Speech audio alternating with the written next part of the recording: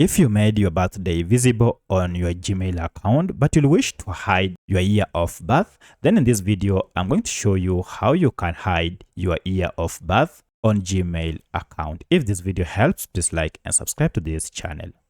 Alright, to do this, go ahead and first log into your Gmail account, then head over to your profile icon on top and choose manage your Google account.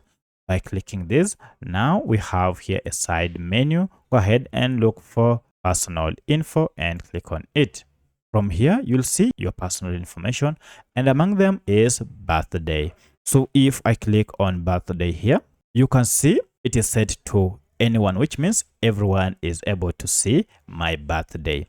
However, I don't want people to see the year when I was born. I only want them to access my birthday without the year. To do that, you need to go ahead and uncheck this. As you can see, I'm told here by checking this, it will show year to people who can see your birthday. So I'll uncheck this, and by doing so, now my year of birth will not be public. However, my date and month of birth will be accessible to people on Google services.